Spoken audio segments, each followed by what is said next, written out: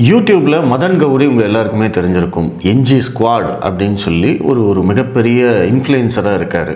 அந்த மதன் கௌரி திருப்பரங்குன்றம் பற்றி ஏதோ பேசியிருக்காரு, அதை பற்றி நீங்கள் விளக்கம் வீடியோ போடுங்க அப்படின்னு என்னுடைய இன்பாக்ஸ்லேயும் இன்ஸ்டாகிராம்லேயும் ஃபேஸ்புக்லேயும் ட்விட்டர்லேயும் அப்படிலாம் யாரும் சொல்லலை. இங்கெல்லாம் யாருமே என்ன வீடியோ போடுங்கன்னு கேட்கல. இருந்தாலும் மதன் கௌரி இதை பற்றி பேசியிருக்காரு, அப்படி என்ன தான் பேசியிருப்பார் அப்படின்னு சொல்லி அவர் வீடியோவை போய் பார்த்தேன். பூராமே தப்பாக பேசி வச்சுருக்கார். அவர் எப்படி பேசினா என்னங்க அப்படின்னு நீங்கள் கேட்கலாம். ஆனால் உண்மை என்ன அப்படின்னா, இந்த மாதிரியான பேட் இன்ஃப்ளூயன்சஸ் இவங்க சொல்லக்கூடிய பொய்யான போலியான தகவல்களால் ஒரு தலைமுறையே பாதிக்கப்படக்கூடிய அபாயம் இங்கே இருக்குது. அதை யாரும் இங்கே புரிஞ்சுக்கிறது இல்லை. குறைந்தபட்சம் வரலாறை தெரிஞ்சுக்கிட்டு வெறுப்பு இல்லாமல் எது உண்மையோ அதை சொல்லியிருந்தாங்க அப்படின்னா நம்ம இதை பற்றி கேட்க போகிறதே இல்லை. அவர் யார் பக்கமும் நின்று பேச வேண்டாம். உண்மையிலேயே அங்கே என்ன பிரச்சனை அப்படிங்கிறத அவர் சொல்லியிருந்தாலே போதும், நம்ம அதை பற்றி கண்டுக்க போகிறதில்ல. ஆனால் அவர் அந்த வீடியோ முழுவதுமே தவறான தகவல்கள் மட்டும்தான் சொல்கிறாரு அப்படிங்கிறது தான் இங்கே நம்மளுடைய பிரச்சனை. அப்படி அவர் என்ன பேசியிருக்காரு, அதற்கு உண்மையான விளக்கம் என்ன அப்படிங்கிறத தான் நம்ம இந்த வீடியோவில் பார்க்க போகிறோம். மதன் கௌரி வீடியோ ஆரம்பிக்கிறதுக்கு முன்னாடியே இந்த மாதிரி ஒரு சிம்பிள் காட்டுறாரு. அது வேறு எனக்கு வரமாட்டேங்குது. Hello my dear MG squad இப்படி தான் காட்டுறாரு. ஹாய் எம்ஜி ஸ்குவாட்ஸ் அப்படின்னு சொல்லிட்டு இந்த சிம்பிளுக்கு அர்த்தம் என்னன்னு கண்டுபிடிக்கணும். அதே மாதிரி நம்மளும் இந்த மாதிரி ஒரு சிம்பிளை கண்டுபிடிச்சி வச்சுக்கணும். நம்மளுக்குன்னு ஒரு சிம்பிள் கிடைக்கிற வரைக்கும் நம்மளும் பாபா சிம்பிள் காட்டலாமா அப்படின்னு நானும் பிளான் பண்ணியிருக்கேன். ஸ்குவாட் புதுசான ஒரு விஷயம் நம்ம ஊர்ல நடந்துட்டு இருக்குது. என்ன ஒரு எங்க ஊர் மதுரையில செக்ஷன் 144 போட்டிருக்காங்க. செக்ஷன் 144 ஒரு மிகப்பெரிய கலவரம் நடக்க போகுதுன்னு போலீஸ் நினைச்சாலோ, இல்ல ஒரு பெரிய பஞ்சாயத்து பெரிய பிரச்சனை நடக்க போகுது, பெருசா ஏதோ வன்முறை வெடிக்க வாய்ப்பு இருக்கு, இந்த மாதிரி ஏதாவது பயங்கரமா நடக்க போகுதுன்னு நினைச்சா போலீஸ் பிறப்பிக்கக்கூடிய ஒரு பர்டிகுலர் செக்ஷன் 1. அவரோட வீடியோவோட ஆரம்பத்தில் செக்ஷன் 144 மதுரையில் 144 தடை உத்தரவு போட்டதை பற்றி தான் அவர் பேசுகிறாரு. அவர் மதுரைக்காரர் அப்படிங்கிறதையும் இந்த வீடியோவில் அவர் சொல்லியிருக்காரு. என் ஊரில் ஒரு பிரச்சனை நடக்குது, ஆனால் எனக்கே தெரியாமல் நடந்திருக்கே அப்படின்னு ஒரு ஆச்சரியத்தோடு அவர் பேசுகிறாரு. அவர் இப்படி பேசுகிறம்போதே இந்த பிரச்சனை கிட்டத்தட்ட டிசம்பர் மாதத்துலேருந்து நடந்துக்கிட்டு இருக்கு அப்படிங்கிற விஷயமே அவருக்கு தெரியல. கரண்ட் ட்ரெண்ட்லேயே அவர் இல்லை. தினசரி நியூஸ் பேப்பர் பார்க்கறது இல்லை. சோஷியல் மீடியாவில் அவர் அரசியல் செய்திகள் எதையுமே பார்க்கறது இல்லை அப்படிங்கிறது நம்மளுக்கு இதுலேயே தெளிவாக தெரியுது. அப்போது இந்த விஷயத்தை பற்றி அவருக்கு எந்த விதமான புரிதலும் இல்லை அப்படிங்கிறது அவரோட வீடியோவோட ஆரம்பத்திலேயே நம்மளுக்கு கிளியராக தெரியுது. அதற்கு பிறகு அவர் இந்த 144 தடை உத்தரவை பற்றி தான் ரொம்ப நேரம் பேசுகிறாரு. அது நம்மளுக்கு தேவையில்லை. செக்ஷன் 144 அப்படிங்கிற அந்த செக்ஷனை நீங்கள் கூகுள் பண்ணிங்கன்னா அது என்ன ஏதுங்கிறது வரும், தமிழில் கூட வரும். வேணுங்கிறவங்க அதை தேடி படிச்சுக்கோங்க. நம்ம பிரச்சனை அது கிடையாது. நம்ம நேராக மேட்ருக்குள்ளே போகலாம். ஸோ மதுரையில் திருப்பரங்குன்றம் நம்ம எல்லாருக்குமே தெரிஞ்சிருக்கும். அறுபடை வீடுகளில் ஒரு முக்கியமான ஒரு வீடு. அதே திருப்பரங்குன்றம் மலை மேலே பார்த்தீங்கன்னா ஒரு தர்கா இருக்கும். ஓகேவா? ஸோ இந்த தர்காவுக்கும் இந்த திருப்பரங்குன்றம் முருகன் கோவில் இருக்கும்ல, ஸோ இந்த ரெண்டுமே ஒன்னா தான் இத்தனை வருஷம் இருந்திருக்கு. பட் இன்னைக்கு இந்த இடத்துல ஒரு பிரச்சனை. ஓகேவா? அந்த பிரச்சனையை ஒரு ப்ரொடெஸ்டா வெளிப்படுத்த போறோம்னு சொல்லிட்டு ஹிந்து முன்னணி அப்படிங்கிற ஒரு அமைப்பு சொல்றாங்க. போலீஸ் அது பண்ணக்கூடாதுன்னு சொல்றாங்க. நாங்க அப்படி பண்ணக்கூடாது, பெர்மிஷன் வாங்கலாம். நம்ம ஒரு பெரிய ப்ரொடெஸ்ட் பண்ண போறோம், போலீஸ் கிட்ட பெர்மிஷன் வாங்கணும். அந்த பெர்மிஷன் கொடுக்க மாட்டோம். போலீஸ் சொல்றாங்க பெர்மிஷன் கிடையாதுங்க. அவங்க அந்த ப்ரொடெஸ்ட் நாங்க பெர்மிஷன் மீறி நீங்க கொடுக்கலனா கூட நாங்க பண்ணுவோம் அப்படின்னு சொல்றாங்க. ஸோ கவர்மெண்ட் என்ன பண்றாங்க, செக்ஷன் 144 போடுறாங்க. ஸோ இது ஒரு பெரிய பிரச்சனை வந்துடலாம் அப்படின்னு சொல்லிட்டு தான் செக்ஷன் 144 போட்டுருக்காங்க. அந்த வீடியோவுடைய ஆரம்பத்தில் பிரச்சனையை சுருக்கமாக சொல்கிறார் அவர். திருப்பரங்குன்றம் அப்படிங்கிற ஒரு ஊர் இருக்குது. அந்த ஊரில் முருகன் கோயில் இருக்குது. அதுங்க மலைக்கு மேலே ஒரு தர்கா இருக்குது. ரொம்ப வருஷமாக இது ரெண்டும் ஒன்றா தான் இருக்குது. ஆனால் இப்போ அது தொடர்பாக ஒரு பிரச்சனை எழுந்திருக்கு. அதற்கு எதிராக இந்து முன்னணி என்ற அமைப்பு போராட்டம் பண்ண போகிறதா அறிவிச்சிருக்காங்க அப்படின்னு இந்த பிரச்சனையவே கடைசி பக்கத்துலேருந்து அணுகிறார். இந்து முன்னணி போராட்ட அறிவிப்புங்கிறது எப்போ வந்தது, இந்த பிரச்சனையோடைய டைம் லைன் அப்படின்னு ஒன்று இருக்குது. டைம் லைன் அப்படின்னா என்ன, ஈவெண்ட்ஸு எந்த ஆர்டரில் நடந்தது, எந்தெந்த நேரத்தில் எந்தெந்த ஈவெண்ட்டுகள் நடந்தது அப்படிங்கிறத தெரிஞ்சுக்கிட்டா தான் நீங்கள் ஒரு தெளிவான முடிவெடுக்க முடியும். அப்போது அந்த டைம்லைன் ஆர்டரோட ஒரு பிரச்சனையை சொன்னீங்க அப்படின்னா தான் உங்களுடைய ஆடியன்ஸ்க்கு அது புரியும். இது தொடர்பாக ஏற்கனவே நான் வீடியோவில் சொல்லியிருந்தாலுமே இந்த வீடியோவில் சுருக்கமாக அந்த டைம்லைனை மட்டும் நான் சொல்லிடுறேன். டிசம்பர் மாதம் 25, 26 நினைக்கிறேன். அந்த தேதியில் ஒரு இஸ்லாமிய நபர் திருப்பரங்குன்றம் மலை மேலே போகிறதுக்காக அங்கே வராரு. அவர் ஒரு ஆடை எடுத்துகிட்டு போகிறார். அதை அங்கே இருக்கிற காவல்துறை தடுக்கிறாங்க. இந்து அமைப்புகளோ முருக பக்தர்களோ இல்லை வேறு யாரோ கிடையாது, அங்கே தடுக்கிறது காவல்துறை. காவல்துறை தடுத்து என்ன சொல்கிறாங்க அப்படின்னா, அவர்கிட்ட விசாரிக்கிறாங்க, நீங்கள் எங்கே போகிறீங்க, எதற்காக ஆட்டை நீங்கள் மேலே எடுத்துகிட்டு போகிறீங்க அப்படின்னு கேட்குற போது தான் அவர் நாங்கள் இந்த மாதிரி மேலே எங்களுக்கு தர்கா இருக்குது, அங்கே நாங்கள் வழி கொடுக்க போகிறோம் அப்படின்னு சொன்ன உடனே அங்கே இருந்த காவல்துறைக்கு அதில் சந்தேகம் வருது. இப்படி ஒன்று நடக்குதா, இப்படி ஒன்று இருக்கா அப்படிங்கிறது அவங்களுக்கும் தெரியல. அதனால் அவங்க என்ன பண்ணுறாங்க, அந்த நபரை தடுத்து நிறுத்தி மேலே போகிறதுக்கு அனுமதிக்கலை. அது போக அன்றைக்கே வந்து வட்டாட்சியர், கோட்டாட்சியர், ஆர்டிஓ இவங்க எல்லாருமே வந்து சம்பவ இடத்துக்கு வராங்க. சம்பவ இடத்தை வந்து அந்த நபர்கிட்ட வந்து விசாரிக்கிறாங்க. அதற்குள்ள அந்த இஸ்லாமிய சமூகம் சார்ந்த நபர்களும் வந்திருக்காங்க. இந்த அரசு அதிகாரிகள் யாருக்குமே இந்த விஷயம், இப்படி ஒரு விஷயம் இருக்குது, மேலே போய் பலி கொடுக்கலாம் அப்படிங்கிற விஷயம் இருக்குங்கிறது யாருக்குமே தெரியல. அதனால் வந்து இந்த நபரை அனுமதிக்க முடியாதுன்னு சொல்லி திருப்பி அனுப்பிடுறாங்க. இதுதான் ஃபஸ்ட்டு ஈவெண்ட். இந்த சீனில் பாஜக கிடையாது, இந்து முன்னணி கிடையாது, இந்து அமைப்புகள் கிடையாது, முருக பக்தர்கள் கிடையாது, யாருமே கிடையாது. இந்த நிகழ்வு அப்படிங்கிறது வந்து இஸ்லாமியர் ஒருவருக்கும் காவல்துறை மற்றும் அரசு அதிகாரிகள் 2 பேரும் மட்டும்தான் இதில் சம்மந்தப்பட்டிருக்காங்க. இதற்கு அடுத்த நிகழ்வாக என்ன நடக்குது அப்படின்னா, அந்த இஸ்லாமிய நபர் என்ன பண்ணுறாரு, அவர் வந்து தன்னுடைய சமூகத்தார்கிட்ட இந்த மாதிரியா ஒரு விஷயம் நடந்ததை சொன்ன உடனே அவங்க எல்லாருமே வந்து கோபப்படுறாங்க. கோபப்பட்டு எப்படி வந்து இதை நீங்கள் தடுக்கலாம், இஸ்லாமியர்களுடைய வழிபாட்டு உரிமையை பறிக்கிறது அப்படின்னு சொல்லி அவங்க வந்து அங்கே போராட்டம் பண்ணுறதுக்கு முயற்சி பண்ணுறாங்க. எந்த விதமான முன் அனுமதியும் இல்லாமல் நாங்கள் வந்து அங்கே மேலே போய் பலி கொடுப்போம்னு சொல்லி நிறைய பேர் ஆடு கோழிகள்லாம் எடுத்துக்கிட்டு அங்கே வராங்க. அவங்களோட வந்து நிறைய கட்சிக்காரர்களும் இருக்காங்க. அவங்களையும் வந்து காவல்துறை தான் தடுத்து நிறுத்துறாங்க. காவல்துறை தடுத்து நிறுத்தி அவங்கள மேலே போகாமல் பார்த்துக்கிறதும் காவல்துறை தான். அவங்க காவல்துறையோடு வந்து விவாதம் பண்ணுறாங்க. அங்கே பிரச்சனையாகுது. அது 2வது நிகழ்வு. அதற்கு பிறகு மணப்பாறை எம்எல்ஏ ஒருத்தர், அவரும் வந்து இதே மாதிரி நான் வந்து மலைக்கு மேலே போகணும் அப்படின்னு சொன்ன போதும் காவல்துறை அவரை அனுமதிக்கலை. அதற்கு அடுத்தது ராமநாதபுரம் எம்பி திரு நவாஸ்கனி அவர்கள், அவர் அங்கே வரார். அவருடைய ஆதரவாளர்களோடு வரும்போதும் இதே மாதிரி நாங்கள் மலைக்கு மேலே போகணுங்கிற போது காவல்துறை அனுமதி மறுக்கிறாங்க. ஆனால் ஒரு எம்பி அப்படிங்கிறதுனால அவர் தன்னுடைய அதிகாரத்தை பயன்படுத்தி, நீங்கள் மேலே போயிட்டு ஆடு கோழிகளை வெட்டக்கூடாதுன்னு தானே சொல்கிறீங்க, ஆனால் நாங்கள் அசைவம் எடுத்துகிட்டு போய் சாப்பிட்லாம் இல்லையா அப்படின்னு சொல்லி காவல்துறையை வந்து மீறி அவங்க மேலே போய் அசைவம் எடுத்துகிட்டு போய் சாப்பிட்றாங்க. அப்படி சாப்பிட்டதை திரு நவாஸ்கனி அவர்கள் ஃபோட்டோ எடுத்து தன்னுடைய ஃபேஸ்புக் பேஜில் விளம்பரமும் பண்ணுறார். நாங்கள் இந்த மாதிரி திருப்பரங்குன்றம் மலைக்கு போன இடத்துல எங்களை காவல்துறை தடுத்து நிறுத்தியது, காவல்துறையுடைய அனுமதியை மீறி நாங்கள் மலைக்கு மேலே அசைவம் எடுத்துகிட்டு போய் நாங்கள் சாப்பிட்டோம் அப்படின்னு அந்த ஃபோட்டோவோட அவர் குறிப்பு எழுதுகிறார். அந்த விஷயத்தை திரு அண்ணாமலை அவர்கள் கண்டிக்கிறார். எதற்காக நீங்கள் இப்படி பண்ணுறீங்க, உங்களுக்கு என்ன அதிகாரம் இருக்குது, இவ்வளவு சென்சிட்டிவான விஷயத்தில் ஏன் வந்து திரு நவாஸ்கனி அவர்கள் புரிஞ்சுக்காமல் இப்படி நடந்துக்கணும் அப்படின்னு கேள்வி கேட்குறாரு. அதற்கு நவாஸ்கனி அவர்கள் பதில் சொல்கிறாரு, அது தனி, அதை விட்டுடலாம். இதற்கு பிறகு தான் இந்த பிரச்சனை விஸ்வரூபம் எடுக்குது. இதற்கு பிறகு தான் இந்து அமைப்புகள் வராங்க. இதற்கு பிறகு தான் வந்து இந்து முன்னணி வருது, பாஜக வருது, எல்லாருமே அதுக்கப்புறம் தான் வராங்க. அது வரைக்குமே இங்கே வந்து பாஜகவுக்கோ இந்து முன்னணிக்கோ இந்த விஷயத்தில் வேலையே இல்லை அப்படிங்கிறது தான் உண்மை. ஆனால் தம்பி மதன் கௌரி என்ன சொல்லியிருக்காரு அப்படின்னா, ஃபஸ்ட்டு பிரச்சனையே வந்து இந்து முன்னணி என்ற அமைப்பு போராட்டம் செய்ய வருகிறது, அந்த போராட்டத்தை காவல்துறை தடை செய்திருக்கிறது, தடையை மீறி அவர்கள் போராட்டம் செய்வோம் என்பதற்காக அங்கு 144 தடை உத்தரவு பிறப்பிக்கப்பட்டிருக்கிறது அப்படின்னு அவர் சொல்கிறார். எனக்கு தெரிஞ்சு இந்த வீடியோ வந்து அந்த தடை உத்தரவு போட்ட உடனே எடுத்த வீடியோன்னு நினைக்கிறேன். அதனால் அதுக்கப்புறம் என்ன நடந்ததோ நம்ம அதை பற்றி பேச வேண்டாம். ஏன்னா அந்த தம்பி வந்து முன்னாடியே அந்த வீடியோவை எடுத்துட்டார். ஸோ அந்த 144 தடை உத்தரவு போட்ட வரைக்குமான நிகழ்வுகளை மட்டும்தான் நம்ம இதில் பேச போகிறோம். மதுரைக்காரனா போயிட்டோமா, ஸோ எல்லாரும் எனக்கு வந்து இன்ஸ்டாகிராமில் டிஎம் பண்ணி கேட்டுட்டு இருந்தீங்க. ரிலீஜியஸ் சம்மந்தப்பட்ட ஒரு சிச்சுவேஷன், அண்ட் இது ஒரு ரிலீஜியஸ் இஷ்யூங்கிறதுனால வந்து நான் ரொம்ப பார்த்து பேச வேண்டியது இருக்குது. நான் யாரையுமே அஃபண்ட் பண்ணிடக்கூடாது. அட் த சேம் டைம் என்ன பிரச்சனைங்கிறத மட்டும் நான் உங்ககிட்ட சிம்பிளாக சொல்கிறேன், ஓகேவா?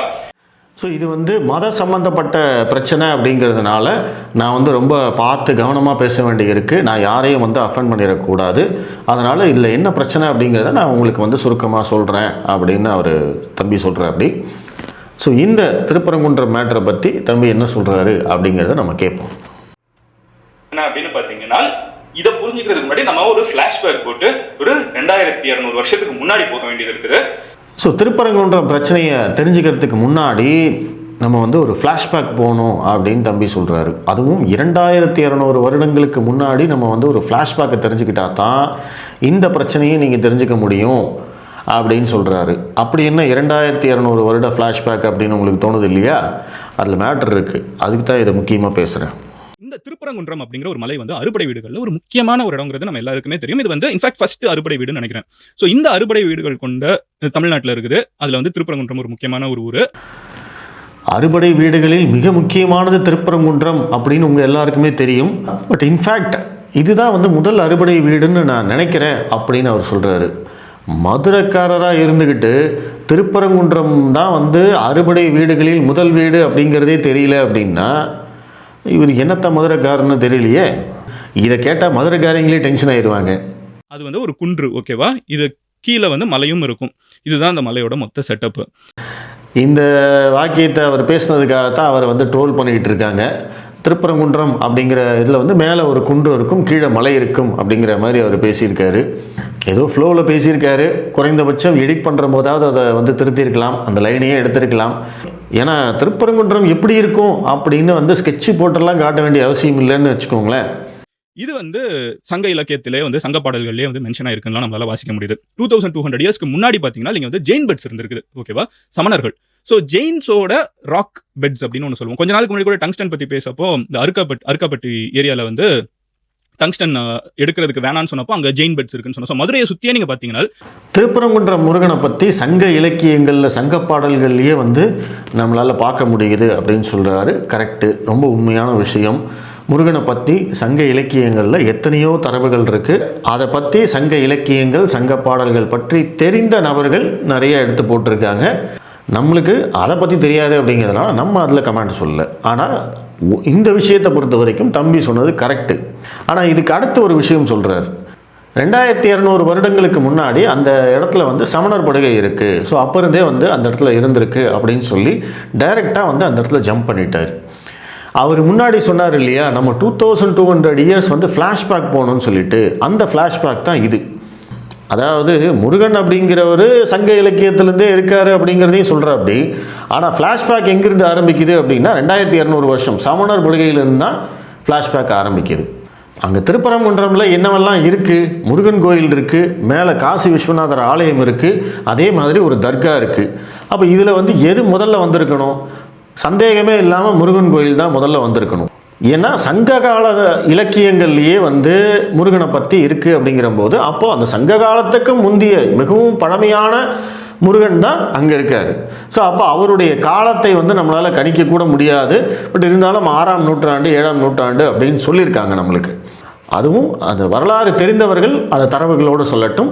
நம்மளுக்கு வரலாறு தெரியல, நம்மளுக்கு வந்து சங்ககால இலக்கியங்கள் எதுவுமே தெரியல அப்படின்னாலுமே ஒரு சாமானிய மனிதனாக இதில் வந்து யார் முதல்ல வந்திருப்பாங்க அப்படிங்கிறது நம்மளால் ஈஸியாக சொல்லிட முடியும். ஏன்னா முருகன் அப்படிங்கிறவர் ஒருத்தர் இருந்து அதுக்கப்புறம் அவருக்கு வந்து கோயில் கட்டி அதை வந்து தொன்று தொட்டு நம்மெல்லாம் வந்து வணங்கிட்டு வரோம் அப்படிங்கிறது தான் தமிழர்களுடைய வரலாறு. நீங்கள் எந்த கடவுளை எடுத்துக்கிட்டிங்கனாலும் இந்த மாதிரி தான். நம்ம அவங்கெல்லாம் வந்து ஏற்கனவே இருந்தவங்க அப்படின்னு தான் நம்ம வந்து புராணங்களில் நம்ம படிக்கிறோம். அது உண்மையாக பொய்யா அப்படிங்கிறதெல்லாம் தள்ளி வச்சுருங்க. பட் நம்ம இருக்கிறத நம்ம சொல்கிறோம். அப்போ இங்கே வந்து முருகன் கோயில் தான் ஃபஸ்ட்டு. ஆனால் தம்பி எங்கேருந்து ஆரம்பிக்கிறாரு அப்படின்னா அதுக்கப்புறம் சமணர் படுகைங்கிறது வருது இல்லையா, அங்கிருந்து தான் ஆரம்பிக்கிறார். மதுரைக்காரங்க எல்லாருக்குமே தெரியும், நிறைய இடத்துல இந்த சமணர் படுக்கை அப்படிங்கிறது ஒன்று இருக்கும். திருப்பரங்குன்றத்திலும் 2200 வருஷத்துக்கு முன்னாடியே இருக்குது. சமணர் படுக்கையாமா, படுக்கை இல்லை, அது வந்து சமணர் படுகை அப்படிங்கிறத தம்பிக்கிட்ட யாராவது எடுத்து சொன்னாங்கன்னா பரவாயில்ல. மதுரையை சுற்றி நிறைய இடங்களில் சமணர் படுகை இருக்குது அப்படிங்கிறதுல எந்த மாற்று கருத்தும் கிடையாது. ஆமாம் இருக்குது. அது வந்து 2200 ஆண்டுகள் பழமையானது அப்படின்னு இவர் சொல்கிறதும் ஓகே, சரி. ஆனால் அதனையும் விட பழமையானவர் யார் அப்படின்னா திருப்பரங்குன்றம் முருகன். அந்த கோவில் அப்போ இருந்தே சங்க காலத்திலேருந்தே இங்கே இருக்குது அப்படின்னா நம்ம வியந்து பார்க்க வேண்டியது அந்த திருப்பரங்குன்றம் முருகன் கோயிலையும் முருகனையும் தானே தவிர சமணர் படுகை இல்லை. அதற்கு பிறகு அடுத்தது சமணர் படுகையை நம்ம பார்க்கலாம். அப்புறம் பார்த்தீங்கன்னா நம்ம முருகன் கோவில் இங்கே இருக்குது, ப்ளஸ் ஒரு 1300 வருஷத்துக்கு இந்த இடம் தான் நான் வந்து இந்த வீடியோ பண்ணுறதுக்கான மிக முக்கியமான விஷயம். சமணர் படுகை 2200 வருஷத்துக்கு முன்னாடி பழமையானது அப்படிங்கிறத வந்து ஒரு வியந்து சொல்லிட்டு அதற்கடுத்து அப்புறம் வந்து பார்த்திங்கன்னா அங்கே வந்து முருகன் கோயிலும் இருக்குது. அதற்கப்புறம் வந்து ஒரு 1300 வருட பழமையான காசி விஸ்வநாதர் ஆலயம் இருக்குது அப்படின்னு சொல்கிறாரு. சமணர் படுகை 2200 வருஷம், காசி விஸ்வநாதர் ஆலயம் 1300 வருஷம். அப்போ முருகன் கோயிலுக்கு மட்டும் ஏன் வந்து நீங்கள் கணக்கே சொல்லலை? எப்போ இருந்து அது இருக்குன்னு சொல்கிறதுல உங்களுக்கு என்ன பிரச்சனை? இப்போ புரியுதுங்களா இவங்களுடைய அரசியல்? உண்மையிலேயே இவர் வந்து தெரிஞ்சு செய்கிறாரா இல்லை தெரியாமல் செஞ்சதா அப்படிங்கிறது எனக்கு தெரியல. ஆனால் இதற்குள்ளே இருக்கக்கூடிய இந்த அரசியலை நம்ம புரிஞ்சுக்கணும். ஏன்னா மதன் கௌரி அப்படிங்கிற இந்த நபர் வந்து இன்றைக்கி மிகப்பெரிய இன்ஃப்ளூயன்சர், சோஷியல் மீடியா இன்ஃப்ளூயன்சர். இன்ஸ்டாவில், யூடியூப்பில் இவரை ஃபாலோ பண்ணுறவங்க வந்து மில்லியன் கணக்கில் இருக்காங்க. இவர் வந்து ஒரு வீடியோ போட்டார் அப்படின்னா வித்தின் ஒரு 1 ஹவருக்குள்ளே பார்த்தீங்கன்னா பல லட்சம் பேர் போய் பார்க்குறாங்க. அப்படி அந்த பல லட்சம் பேருக்கும் இந்த தகவல் போய் சேருது அப்படின்னா அப்போ அவங்க எந்த மாதிரி இந்த தகவலை உள்வாங்கிப்பாங்க, எப்படி அவங்க இதை புரிஞ்சுப்பாங்க? அப்போ சமணர் படுகை தான் வந்து இங்கே பழமையானது, முருகன் கோயிலும் அங்கே இருக்குது, அந்த காசி விஸ்வநாதர் கோயில் 1300 வருடம் பழமையானது. அப்போ இதுதானே செய்தி. இது தவறு தானே. ஒன்று நீங்கள் வரலாறு முழுசாக தெரிஞ்சுக்கிட்டு நீங்கள் பேசியிருக்கணும். அப்படி உங்களுக்கு தெரியல அப்படின்னா இந்த வருடங்களை எல்லாம் விட்டுட்டு முருகன் கோவில், சமணர் படுகை, காசி விஸ்வநாதர் ஆலயம், தர்கா இதை மட்டும் வச்சது கூட நீங்கள் தாராளமாக பேசலாம். நான்லாம் அப்படி தான் பேசுகிறேன். ஆனால் இது எதையுமே புரிஞ்சிக்காமல் உங்கள் வீடியோ பார்க்குறவங்கள நீங்கள் தவறாக வழி நடத்துகிறீங்க. அதை தான் வந்து நம்ம இங்கே கண்டிக்கணும். மதுரையை வந்து டெல்லி சுல்தானேட் வந்து கேப்சர் பண்றாங்க. டெல்லி சுல்தானேட் வந்து கேப்சர் பண்ணதுக்கு அப்புறம் இங்க இருக்கக்கூடிய அடுத்து வந்த சுல்தான்ஸ் வந்து என்ன பண்றாங்க, டெல்லி சுல்தானேட்டுக்கு எனக்கு சம்மந்தம் இல்லை அப்படின்னு சொல்லிட்டு அவங்களோட ரிலேஷன்ஷிப்பை கட் பண்ணிடுறாங்க. அதுக்கப்புறம் அங்க வந்து இருந்த ஒரு சுல்தானோட பேர் என்னன்னு பாத்தீங்கன்னா சிக்கந்தர் அப்படிங்கிற ஒரு சுல்தான் இருந்திருக்காங்க. இந்த சிக்கந்தர் அப்படிங்கிற ஒரு சுல்தான் தான் வந்து மதுரை சுல்தானேட்டோட கடைசி சுல்தான். அது ஒரு கொஞ்சம் காலகட்டத்துக்கு இருந்த சுல்தானேட். இந்த காலகட்டத்தில் வந்து சிக்கந்தர் ஷா அப்படிங்கிற ஒரு ஆட்சி செஞ்சுட்டு இருக்காரு. அவர் ஆட்சி செஞ்சதுக்கு விஜயநகர மன்னர்கள் வந்து மதுரையை கேப்சர் பண்றாங்க. அப்போ இந்த சிக்கந்தர் ஷா என்ன பண்றாங்கன்னு பாத்தீங்கன்னா கொன்னுறாங்க. சோ அதுக்கப்புறம் வந்து அவங்கள சுத்தி இருக்கிறவங்க இருந்துட்டு சிக்கந்தர் ஷாக்கு ஒரு மெமோரியல் வைக்கணும், அவரை புதைக்க போறோம், அது ஒரு மெமோரியல் வைக்கணும் அப்படின்னு சொல்லிட்டு அதுக்கு விஜயநகர கிங்ஸ் வந்து இந்த திருப்பரங்குன்ற மலையிலேயே பெர்மிஷன் கொடுக்குறாங்க. அங்க வந்து ஒரு மெமோரியல் வைக்கப்படுது. லேட்டர் வந்து ஒரு கொஞ்சம் பெரிய தர்காவா மாறுது. ஓகேவா? இது வந்து இங்க மேல இருக்கிற கதை. ஸோ மேல தர்கா, மலை மேல தர்கா இருக்குது, காசி விஸ்வநாதர் கோவில் இருக்குது, மலை அடிவாரத்தில் வந்து திருப்பரங்குன்றம் மெயின் கோவில் இருக்குது. ஸோ இது எல்லாமே வந்து அந்த இடத்துல இருக்குது. இன்னொரு சைடு பார்த்தீங்கன்னா ஜெயின் பெட்ஸ் இருக்குது. எகைன் இந்த சிக்கந்தர் ஷா அப்படிங்கிறவர் எப்படி வந்தாருங்கிற அந்த வரலாறையும் இவர் சொல்கிறாரு. அது வந்து ஒரு நிமிஷத்துக்குள்ளே சொல்லக்கூடிய வரலாறு கிடையாது. ஆனாலும் இவர் வந்து மேலோட்டமாக சொல்லியிருக்கிற அந்த வரலாறும் பார்வையாளர்களுக்கு ஒரு தவறான புரிதலை மட்டும்தான் ஏற்படுத்த முடியும். விஜயநகர பேரரசு எதற்காக வந்து சிக்கந்தர் பாஷாவை கொன்னாங்க அப்படிங்கிறதுல தான் ஒரு முக்கியமான வரலாறு இருக்குது. அதை வந்து தெளிவாக முழுசாக சொன்னால் மட்டும்தான் பார்வையாளர்கள் இந்த பிரச்சனையுடைய ஆழம் புரியும். ஆனால் அதை வந்து இவர் சொல்லலை, இவருக்கு தெரியுமா அப்படிங்கிறதும் நம்மளுக்கு தெரியல. ஸோ இங்கே வந்து இந்த ஒரு மலையில் வந்து ஹிந்துயிசம் இருக்குது, இஸ்லாம் இருக்குது, ஜெயினிசம் இருக்குது இந்த இடத்துல. ஸோ இப்போ என்ன ஆகுதுன்னு பார்த்தீங்கன்னா தர்காவும் வந்துருச்சு. 100 இயர்ஸ்க்கு முன்னாடி மதுரையில் ஒரு கோர்ட் கேஸ் நடக்குதுன்னு வாஞ்சிநாதன் அப்படிங்கிற ஒருத்தங்க மத நல்லிணக்க அமைப்புகள் அப்படிங்கிற ஒரு அமைப்பை சார்ந்தவங்க சொல்றாங்க. 100 வருஷத்துக்கு முன்னாடி நடந்த ஒரு கோர்ட்டில் வந்து யாருக்கு எந்த இடம் அப்படிங்கிற ஒரு பிரச்சனை வந்திருக்குது. ஸோ அதை வந்து 1923 இவங்களுக்கு கோவிலுக்கு இதெல்லாம் இடம், தர்காவுக்கு இதெல்லாம் இடம் அப்படின்னு சொல்லிட்டு ஒரு கோவிலுக்கும் எந்தெந்த இடம், ஒரு தர்காவுக்கும் எந்த இடம், இந்த தர்காவுக்கும் என்ன இடம் அப்படின்னு சொல்லி பிரிச்சு கொடுத்துறாங்க. ஸோ திருப்பரங்குன்றத்தில் வந்து ஹிந்துயிசமும் இருக்குது, இஸ்லாமும் இருக்குது, ஜெயினிசமும் இருக்குது அப்படின்னு அவர் சொல்கிறாரு. கரெக்டு தான், அது இருக்க தான் செய்யுது. அதற்கு பிறகு இந்த தர்கா இருக்கிறது சம்பந்தமாக ஒரு வழக்கு நடந்தது அப்படிங்கிறத அவர் கோட் பண்ணுறாரு. 1923 ஒரு வழக்கு நடந்தது. அந்த வழக்கோட தீர்ப்புப்படி இந்த கோயிலை வந்து பிரித்து கொடுத்துட்டாங்க. தர்காவுக்கு இந்த இடம், முருகன் கோயிலுக்கு இந்த இடம், சமணர் படுகைக்கு இந்த இடம் அப்படின்னு பிரித்து கொடுத்துட்டாங்க அப்படின்னு அவர் சொல்கிறார். பட் உண்மை அப்படியான்னு கேட்டால் கண்டிப்பாக இல்லை. இது வரலாற்று தவறு, பிழை. ஏன்னா 1923க்கு அப்புறமா மறுபடியும் 1930களில் இதே மாதிரி ஒரு வழக்கு நடந்திருக்கு. அந்த வழக்குடைய தீர்ப்பு பார்த்தீங்க அப்படின்னா இந்த திருப்பரங்குன்றம் மலை முழுக்க முருகனுக்கு மட்டுமே சொந்தம் அப்படின்னு தீர்ப்பு வந்திருக்கு. அதன் பிறகும் இது தொடர்பான வழக்குகள் இன்னமும் நீதிமன்றத்தில் இருக்குது. இப்போவும் வந்து மலை மேலே கார்த்திகை தீபம் ஏற்ற முடியல அப்படிங்கிறதுக்கான ஒரு வழக்கு இப்போவும் நீதிமன்றத்தில் இருக்குது. ஸோ அதனால் இவர் என்ன சொல்கிறாரு, 1923 அந்த மாதிரி தீர்ப்பு வந்துருச்சு அப்படின்னு சொல்லி அப்படியே 100 வருஷத்தை கடந்து 2023க்கு வந்துடுறாரு. ஆனால் நடுவில் எத்தனையோ வழக்குகள் நடந்திருக்கு. அதில் மிக முக்கியமான தீர்ப்பு இந்த மலை, இந்த குன்று எல்லாமே முருகனுக்கு மட்டும்தான் சொந்தம் அப்படின்னு அந்த தீர்ப்பு வந்திருக்கு. அதை வந்து தம்பி மதன் கௌரி அவர்கள் சொல்லவே இல்லை. அவருக்கு தெரியுமா தெரியாதா நம்மளுக்கு தெரியல. ஆனால் அவர் சொல்கிற விஷயம் தப்பு. இவர் சொல்கிறத நம்பி எத்தனையோ பேர் வீடியோ பார்க்குறாங்க. அப்போ அவங்க எப்படி புரிஞ்சுப்பாங்க? அதுதான் 1923 கோர்ட்டு தீர்ப்பு கொடுத்துருச்சு இல்லை, முருகன் கோயிலுக்கு இந்த இடம், தர்காவுக்கு இந்த இடம், சமணர் படுகைக்கு இந்த இடம்னு. இப்போ எதுக்கு போய் பாஜக பிரச்சனை பண்ணுறாங்க? இப்போ எதுக்கு போய் இந்து அமைப்புகள் பிரச்சனை பண்ணுறாங்க? இப்போ எதுக்கு போய் முருக பக்தர்கள் பிரச்சனை பண்ணுறாங்க? அப்போ இது தேவையில்லாத வேலை தானே அப்படிங்கிற அந்த சிந்தனை அவங்களுக்கு வருமா வராதா? அதுதான் என்னுடைய கேள்வி. அப்போது பார்வையாளர்களை தவறாக வழி நடத்துகிறாரு அப்படிங்கிறது நான் சொல்கிறது உங்களுக்கு புரியுதா? இந்த காரணத்தினால்தான் சொல்கிறேன். அப்போ நீங்கள் வரலாறு சொன்னீங்க அப்படின்னா முழுசாக சொல்லணும், அதையும் ஆதாரத்தோடு சொல்லணும். ஒரு கிளிப்பிங் எடுத்து போடுறதுக்கோ, நெட்லேருந்து வந்து இந்த தீர்ப்புகள் என்ன, எந்த வருஷத்தில் கேஸு அப்படிங்கிறது எடுத்து போடுறதுக்கோ முடியாமல் கிடையாது. ஏன்னா ஒரு பக்காவான எடிட்டிங் டீம் வச்சு கூட வந்து அவர் பண்ணலாம், இல்லை அவரே பண்ணுறதுனாலும் பண்ணலாம். ஆனால் இது எதையுமே தெரிஞ்சிக்காமல் மேலோட்டமாக பேசக்கூடிய விஷயமா? அப்போ நீங்கள் வீடியோவோட ஆரம்பத்தில் நீங்கள் என்ன சொன்னீங்க? இது வந்து மத சம்பந்தப்பட்ட விவகாரம், நான் ரொம்ப கவனமாக பேசணும், நான் யாரையும் புண்படுத்திடக்கூடாது, இதெல்லாம் சொன்னதும் மதன் கௌரி தானே. அப்படி கவனமாக பேசணும் அப்படின்னா இதை பற்றி முழுசாக தெரிஞ்சுக்கிட்டு பேசணுமா வேண்டாமா? எதையுமே தெரியாமல் இப்படியா வந்து பேசி வைப்பாங்க? அல்லது இவர் தெரிஞ்சே இப்படி பேசுகிறாரா அப்படிங்கிற சந்தேகமும் நம்மளுக்கு வருது இல்லையா? ஏன்னா இவர் லட்சக்கணக்கான பேர் ஃபாலோ பண்ணுறாங்க. அதிலும் பெரும்பாலும் இன்றைக்கி சமூக ஊடகங்களில் இருக்கக்கூடிய இந்த மாதிரி இன்ஃப்ளூயன்சர்ஸ்கள் எல்லாருமே திமுக சார்பு நபர்கள் தான். அதில் எந்த மாற்று கருத்தும் கிடையாது. அதை வந்து என்னால் உறுதியாக சொல்லவும் முடியும். அப்போது நம்மளுக்கு அந்த சந்தேகமும் இங்கே இருக்குது. இப்போ அங்கே வருஷம் ஒரு ஃபெஸ்டிவல் நடக்கும், ஓகேவா? அந்த ஃபெஸ்டிவலுக்கு மேலே ஏறி போகிறப்போ, மலை மேலே ஏறி போகிறப்போ ஆடெல்லாம் கொண்டு போயிருக்காங்க. ஸோ ஆடு கொண்டு போகிறப்போ வந்து அங்கே இருக்கக்கூடிய ஹிந்து முன்னணி அப்படிங்கிற அமைப்பு வந்து இல்ல நீங்க ஆடு கொண்டு போகக்கூடாது அப்படின்னு இருக்காங்க. இவங்க இருந்துகிட்டு நாங்க எப்பவுமே கொண்டு போறது தான் அப்படின்னு இருக்காங்க. இல்ல நீங்க கொண்டு போகக்கூடாது, இது வந்து முருகன் கோவில், இதுக்கிட்ட நீங்க கொண்டு போகக்கூடாது அப்படின்னு சொல்லிட்டு டிசம்பர் 2024 பிரச்சனை ஃபர்ஸ்ட் டைம் வருது. இந்த பார்ட்டில் இவர் சொல்லக்கூடிய இன்ஃபர்மேஷனும் இதே மாதிரி பொய்யானது, தவறானது. நான் ஆரம்பத்திலேயே சொன்னேன், இந்த பிரச்சனையை இந்து அமைப்புகளோ இந்து முன்னணியோ ஆரம்பிக்கலை அப்படிங்கிறது. ஆனால் அவர் மறுபடியும் திரும்ப இந்த இடத்துல வந்து இந்து முன்னணி அமைப்பு தான் இந்த பிரச்சனையை ஆரம்பித்தது, இந்து முன்னணி அமைப்பு தான் இஸ்லாமியர்களை மலைக்கு மேலே போய் பலியிடக்கூடாதுன்னு சொன்னாங்க அப்படின்னு மறுபடியும் அழுத்தி சொல்கிறார். இது மிக மிக தவறான விஷயமா இல்லையா? இந்த வீடியோவை பார்க்குற நபர்கள், ஒரு நடுநிலையான மதச்சார்பற்ற நபர்கள் இதை பார்க்குறாங்கன்னே வச்சுக்கோங்க. திருப்பரங்குன்றம் விவகாரம் அப்படிங்கிறத பற்றி எந்த விதமான புரிதலும் இல்லாத நபர்கள் இந்த வீடியோவை பார்க்குறாங்க அப்படின்னா அப்போ அவங்களுக்கு எந்த மாதிரியான உணர்வுகள் தோணும்? அவங்க எப்படி வந்து இன்ஃப்ளூயன்ஸ் செய்யப்படுறாங்க அப்படிங்கிறது தான் இதில் முக்கியம். மதன் சொல்கிற மாதிரி இந்த வரியை கேட்ட உடனே அவங்களுக்கு இந்து முன்னணி மேலே கோபம் வரும்.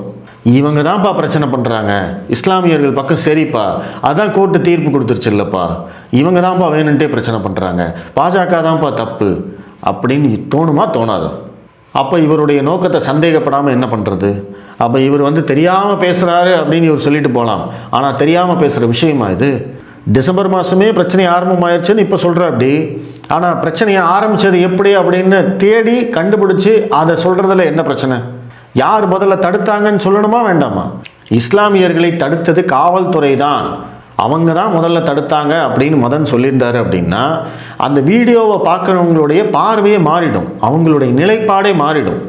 அவங்க வந்து இந்து முன்னணி மேலேயோ பாஜக மேலேயோ அவங்களுக்கு கோபம் வராது. அப்போ இது பிரச்சனை வேற போல இருக்குது அப்படின்னு அவங்க புரிஞ்சுப்பாங்க. ஆனால் பார்க்குறவங்க அத்தனை பேரையும் இவர் தவறாக வழிநடத்துகிறார். ஸோ இந்த வீடியோவில் மதன் கௌரி இதைத்தான் பேசியிருக்கார். அவர் பேசின வரலாற்று தகவல்கள் பொய்யானது, தவறானது. அதே மாதிரி இந்த நிகழ்வுகளுடைய டைம்லைன், எது முதல்ல நடந்தது, எது அடுத்தது நடந்தது அப்படிங்கிறத பற்றி அவர் எதையுமே கண்டுக்காமல், எந்த உண்மையுமே தெரிஞ்சுக்காமல் பொத்தாம் பொதுவான ஒரு குற்றச்சாட்டை இங்கே இதில் வைக்கிறார். இந்து முன்னணி தான் முதல்ல பிரச்சனையை ஆரம்பித்தது அப்படிங்கிறத ரொம்ப தெளிவாக சொல்கிறார். ஆனால் உண்மை அது அல்ல. இப்போ என்னோட வீடியோவை வந்து குறைந்தபட்சம் வந்து ஒரு 1000 பேர் 2000 பேர் பார்க்கலாம். ஆனால் மதன் கௌரி போட்ட இந்த வீடியோவை கிட்டத்தட்ட 2 லட்சம் 3 லட்சம் பேர் பார்த்துருப்பாங்க. அந்த 3 லட்சம் பேருக்கும் எப்படி போய் நம்ம உண்மையை சொல்லி புரிய வைக்க முடியும்? அப்போ அவங்க ஏதோ ஒரு முடிவு எடுத்திருப்பாங்க இல்லையா? அவங்க ஒரு தவறான முடிவு எடுக்கிறதுக்கு இவர் இன்ஃப்ளூயன்சர்ஸாக இருக்கார் இல்லையா? இதைத்தான் நான் வந்து தவறுன்னு திரும்ப சொல்லிகிட்டே இருக்கேன். இதை எப்படி வந்து நம்ம கண்டிக்காமல் போக முடியும்? இவருடைய நோக்கத்தை எப்படி வந்து சந்தேகப்படாமல் போக முடியும்? மில்லியன் கணக்கில் ஃபாலோவர்ஸ் வச்சிருக்கிற மதன் கௌரி ஒரு வீடியோ போடுறதுக்கு முன்னாடி ஒரு அரை மணி நேரம் 1 மணி நேரம் உட்காந்து ஸ்பெண்ட் பண்ணி இந்த விஷயத்தை எல்லாம் தெரிஞ்சுக்கிட்டு என்ன பிரச்சனை, இந்த பிரச்சனை சம்பந்தமாக இவங்க சைடு என்ன கருத்து சொல்லியிருக்காங்க, அவங்க சைடு என்ன கருத்து சொல்லியிருக்காங்க, இது எல்லாத்தையும் பார்க்கணுமா வேண்டாமா? நான் வந்து ஒரு 10,000 பேர் எனக்கு சப்ஸ்கிரைபர்ஸாக இருக்காங்க. ஆனால் நான் ஒரு வீடியோ பண்ணுறதுக்கு முன்னாடி எந்த டாப்பிக்கை நம்ம எடுத்து பண்ண போகிறோம், அந்த டாபிக் சம்மந்தமாக என்ன விவாதங்கள் வந்திருக்கு, என்ன செய்திகள் வந்திருக்கு, சமூக வலைதளங்களில் என்ன எழுதியிருக்காங்க, இந்த தரப்பு என்ன சொல்கிறாங்க, அவங்களுடைய வாதம் என்ன, இதுக்கு வந்து 2 யூடியூப் சேனலோட பேட்டி, அதுக்கு 2 யூடியூப் சேனலோட பேட்டி, தினசரி பேப்பர் படிக்கிறோம், சமூக வலைதளங்களில் இது தொடர்பாக யாரெல்லாம் எழுதுகிறாங்க அப்படிங்கிறத தொடர்ச்சியாக பார்த்து அதற்கு பிறகு தான் நம்ம வந்து வீடியோவே பண்ணுறோம். அதை பற்றிய புரிதல் எனக்கு வந்ததுக்கப்புறமா தான் நான் வீடியோ பண்ணுறேன். ஏன்னா எந்த இடத்துலையும் வந்து நம்ம ஒரு தவறான தகவலை கொடுத்துடக்கூடாது, எந்த இடத்துலையும் நம்ம வந்து ஒரு பேட் இன்ஃப்ளூயன்சராக இருக்கக்கூடாது அப்படிங்கிறது தான் என்னுடைய நோக்கமாக இருக்குது. ஆனால் மில்லியன் கணக்கில் ஃபாலோவர்ஸ் வச்சிருக்கிற மதன் கௌரி எந்த விதமான புரிதலும் இல்லாமல், எந்த விதமான முன் தயாரிப்பும் இல்லாமல் கூகுளில் வந்து திருப்பரங்குன்றம் அப்படின்னு தட்டி அதில் ஃபஸ்ட்டு 4 லைனில் என்ன தகவல் வருதோ அதை எடுத்து வந்து ஒரு வீடியோவை பண்ணியிருக்காரு அப்படின்னா, அப்போ இது உண்மையிலேயே வந்து அவருடைய ஃபாலோவர்ஸ்க்கு அவர் செய்யக்கூடிய துரோகம். அவர் தெரிஞ்சே தன்னுடைய ஃபாலோவர்ஸை மிஸ்லீட் பண்ணுறாரு, தன்னுடைய ஃபாலோவர்ஸை தவறாக வழிநடத்துகிறார். இதை வந்து மதன் கௌரி கண்டிப்பாக திருத்திக்கணும். இந்த வீடியோவுக்கு கண்டிப்பாக அவர் வந்து விளக்கம் கொடுக்கணும். நான் வந்து வரலாறை தப்பாக சொல்லியிருக்கேன், தகவல்களை தப்பாக சொல்லியிருக்கேன் அப்படின்னு அவர் ஒரு தன்னிலை விளக்கம் கொடுக்கணும். அப்போ தான் வந்து இது சரியாக இருக்கும். அவர் யார் சைடும் எடுக்க வேண்டாம். அவர் வந்து பாஜக சைடும் வேண்டாம், இல்லை திமுக சைடும் வேண்டாம், இல்லை இஸ்லாமியர்கள் பக்கமும் வேண்டாம், இந்துக்கள் பக்கமும் வேண்டாம். அதை பற்றிலாம் நான் கவலையே படலை. ஆனால் உண்மை என்ன, ஃபேக்ட்ஸ் என்ன, அதை மட்டும் சரியாக சொல்லிட்டாருன்னா நம்ம இதை பற்றி கண்டுக்க போகிறதில்ல. அதை மதன் கௌரி செய்வாரா? பொறுத்திருந்து பார்ப்போம். நன்றி.